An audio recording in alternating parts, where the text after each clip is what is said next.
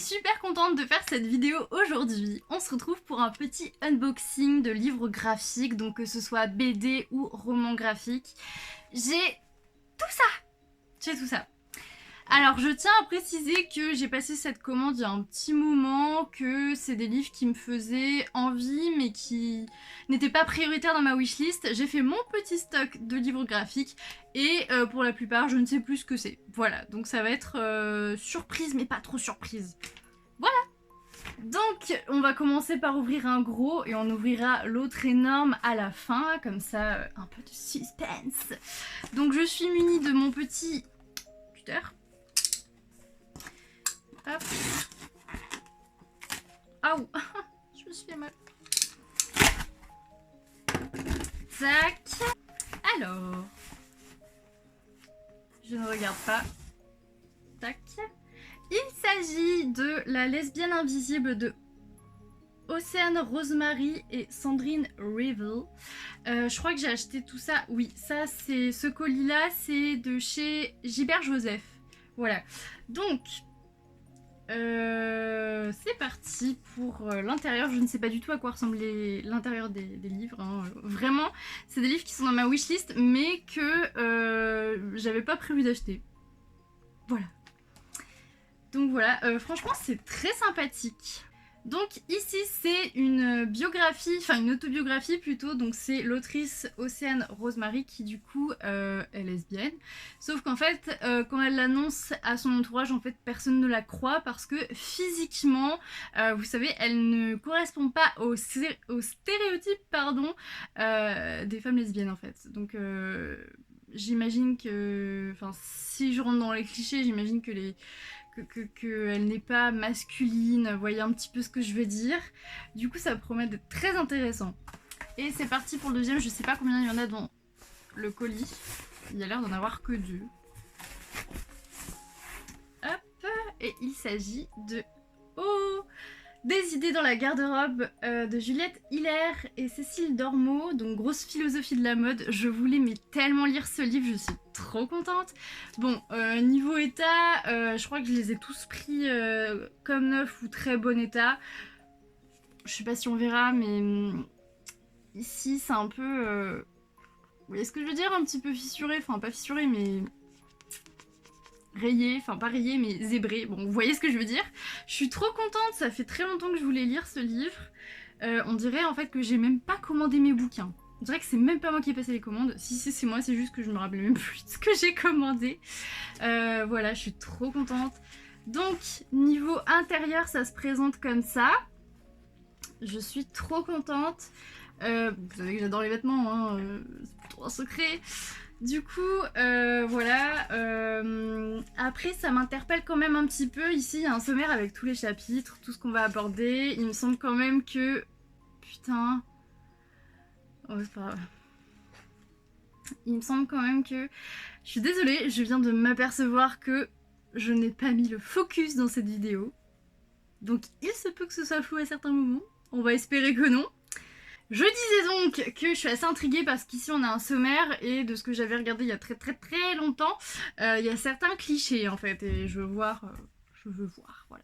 Donc ici, comme je le disais, on va s'intéresser à tout ce qui est mode, donc vraiment, je sais pas moi, la petite robe noire, voilà en fait, ce genre de choses. J'ai pas trop d'autres idées à vous donner, mais bon voilà.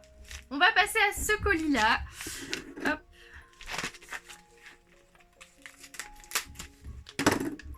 Bon, les bruits que vous entendez, ce sont bien évidemment les chatons qui sont en train de s'éclater dans la baignoire.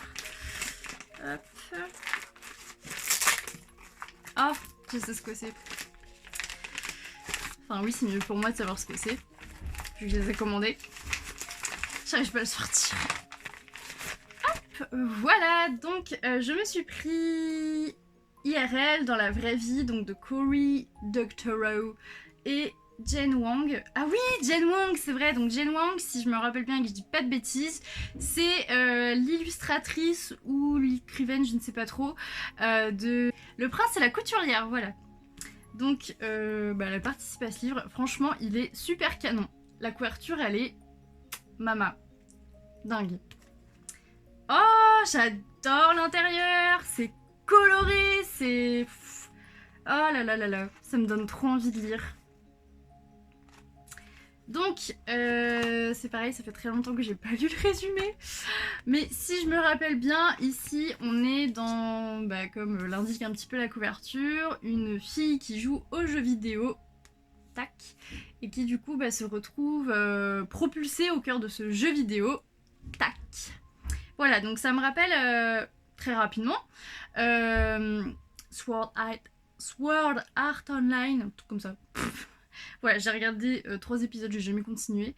Mais voilà, ça me rappelle brièvement le même concept. Voilà, maintenant je ne sais pas ce qui se passe à l'intérieur de cette histoire, mais oh, il est trop beau. On va maintenant passer à celui-ci. Donc si je me rappelle bien, j'ai acheté 8 BD. Enfin 8 BD, 8 livres graphiques. Qu'est-ce que c'est? Je m'en rappelle pas. Ah oui, c'est vrai. J'ai acheté Contes pour faire peur, 20 contes classiques revisités pour faire peur, donc de Maura McHugh et Jane Lore. C'est un livre graphique en fait que je voulais depuis très longtemps. Il est dans ma wishlist depuis très très longtemps, depuis des années, et je l'ai enfin, putain. Voilà, il était pas... En fait, les livres que j'ai pris, c'est des livres qui étaient vraiment pas du tout chers, qui dépassaient même pas 9 €. Donc voilà, je me suis dit, je vais faire mon petit stock tranquille. Et le fait de respecter un budget en tant que... Enfin, un budget par livre, en fait, ça va me permettre d'acheter des livres qui sont dans ma wishlist, mais que j'aurais pas acheté avant un très long moment. Voilà, donc je suis trop contente. Ah, bon, là, je crois qu'on est sur Cendrillon. Je pense pas me tromper. Exactement, on est sur Cendrillon. Voilà, honnêtement, je sais pas trop ce qu'il y a dedans. Voilà, en tout cas, c'est super beau. Je suis trop contente. Ah, réponse. Je sais pas si c'est les vrais contes ou si c'est des réécritures. Pardon. Je suis tombée sur La Flûte en os. Voilà. Oh là là, je suis trop contente. Il est trop beau. Ça faisait tellement longtemps que je le voulais. Et bah, ça y est. Ouh. J'arrive pas à comprendre ce qu'il y a écrit. May et l'elfe. Hein? May et l'elfe chevalier. Oh, Pinocchio! En fait, c'est trop cool. Et je savais pas du tout ce qu'il y avait dedans. Je savais pas du tout ce que contenait ce livre. Mais en tout cas, je suis contente parce qu'il y a des classiques. Après, je sais pas du tout... Ouais, je sais pas du tout si c'est des réécritures ou si c'est les contes originaux. Mais en tout cas, je suis trop contente. Et je viens de voir qu'il y a tous les... Comment dire? Tous les contes derrière. Donc Blanche-Neige, La Flûte en os, réponse. Bim Bam Boulor. May et l'elfe chevalier, La gardienne d'oie, La mort est ma marraine. Les 7 corbeaux. Le joueur de flûte de Hamelin, L'apprenti sorcier, Les souliers rouges, Vassilissa la belle, Molly Whipple, le petit chaperon rouge, Cendrillon, La belle et la bête, Pinocchio, La belle au bois dormant, L'île au squelette et La punition du yogi. Donc voilà, encore une fois, j'arrête pas de me répéter. Putain, ça fait déjà 11 minutes, bref. J'arrête pas de me répéter, mais je ne sais pas si c'est les contes originaux, mais en tout cas, j'ai trop hâte. J'ai trop hâte. Ça a l'air, mais de la bombe. On va passer maintenant au dernier colis, on va dire, solo. L'autre, c'est un gros bloc. Ça, je sais que c'est Momox, c'est écrit dessus. Je sais que j'ai fait... j'en ai pris plusieurs chez Momox, donc voilà. Ça, c'est le dernier solo. Ah! Donc je me suis pris Lâchez-moi la traîne de Clara Cuadrado. J'ai déjà lu, oh j'arrive pas à parler, un livre de cette autrice, donc c'était Appelez-moi maîtresse, qui était vraiment très sympathique parce que elle abordait dans ce livre des sujets assez tabous. Et là c'est la même chose puisqu'on va parler de mariage et notamment du fait que visiblement soit la mariée ne veut plus se marier, soit elle ne veut pas du tout se marier. Voilà, donc ça promet d'être très intéressant. Moi, je pensais pas que ce serait si court. Voilà, comme d'habitude, j'aime beaucoup les illustrations. C'est super joli. Voilà, ça a l'air d'être très court, mais je suis contente parce qu'une fois encore, l'autrice parle de sujets un petit peu tabous, vous savez, genre ah oui, mais t'es une femme, donc tu dois te marier. T'es obligée en fait. Mais non, pas forcément. Voilà, donc je suis très contente. On va passer maintenant au dernier colis qui est le plus gros. C'est pour ça que je l'ai gardé pour la fin. Donc ça, c'est le colis de Momox. Je prends le premier qui vient. Qu'est-ce que c'est que ça? Pourquoi je m'en souviens pas? Ah oui, c'est vrai. Donc il s'agit de La maison hantée de Nicolas Zouliamis.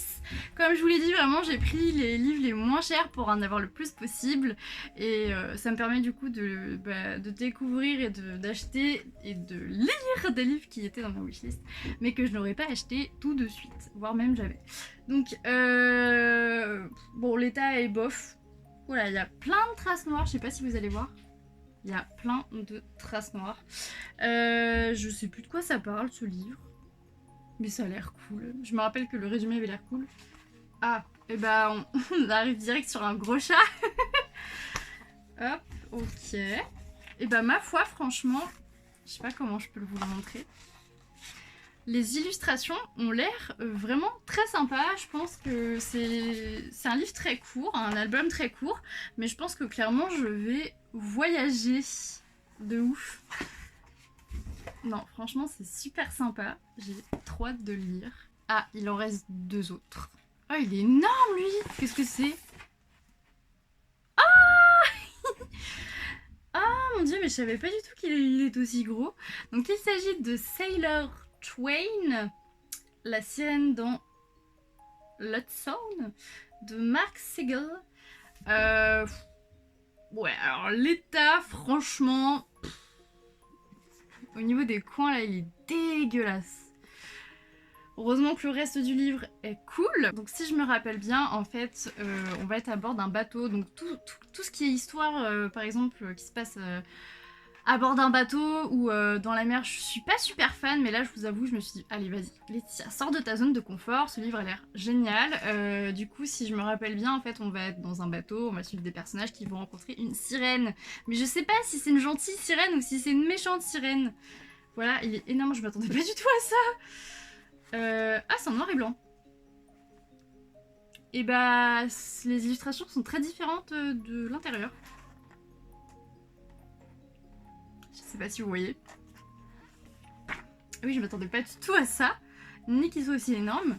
Franchement, j'espère qu'il va être bien.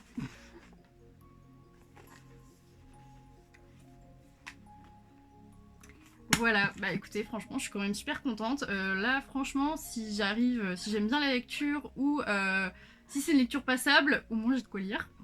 Je sais plus ce que j'ai pris, mais je sens des reliefs. Qu'est-ce que c'est que ça?